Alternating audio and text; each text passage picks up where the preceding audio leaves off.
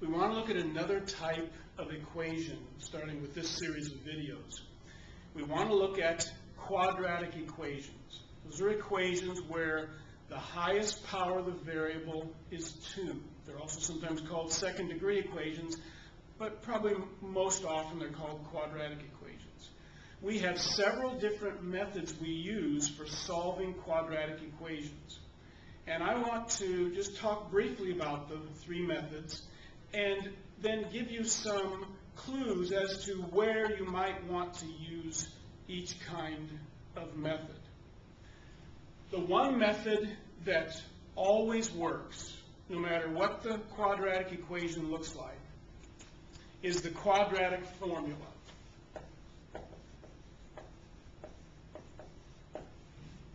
You remember what the formula looks like? It says that x is equal to the opposite of the b coefficient plus or minus the square root of b squared minus 4 times a times c, all of that over 2 times a. And that's where the a, the b, and the c are the coefficients of the equation when the equation is written in standard form. And you remember what the standard form of a quadratic equation looks like. It's ax squared plus bx plus c equals 0. That's the standard form of a quadratic equation. So every one of these equations can be solved using the formula. So you should really know that method well so that you can always apply it if none of the other methods seem to apply. So if we had a quadratic equation that looked like this, 3x squared plus 2x minus 9 equals 0, we could simply take that equation, which is now in standard form, and we could use 2 for the b value, 3 for the a value, 9 for the c value, plug it into that expression, simplify the expression, and we have our solutions to that quadratic equation. So the formula is one method we have for solving quadratic equations.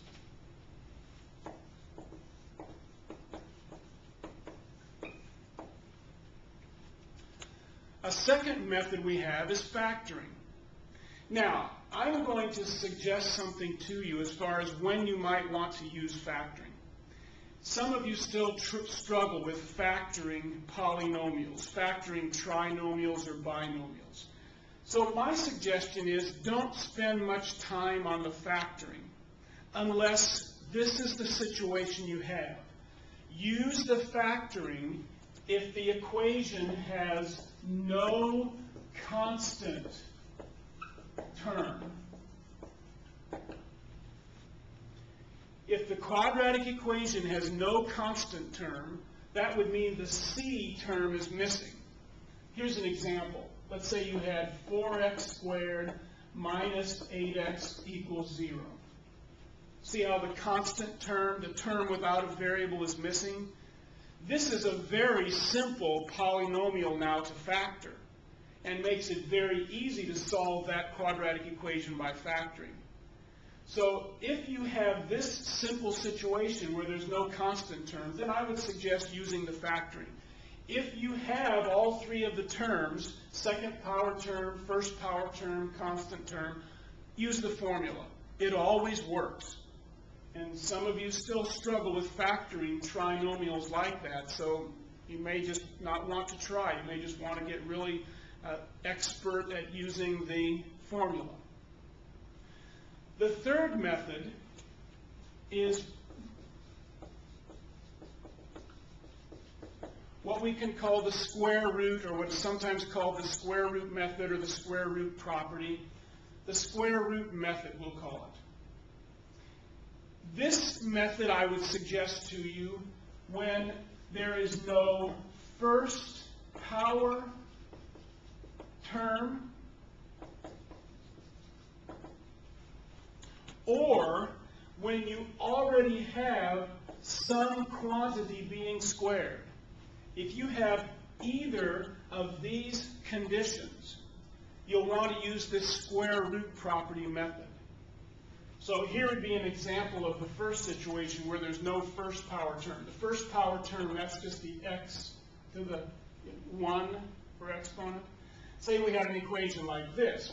If we had x squared minus 25 equals 0. The first power term is missing. This equation can be solved just with a snap using this square root method, the square root property. Or if we had an equation that looked like this.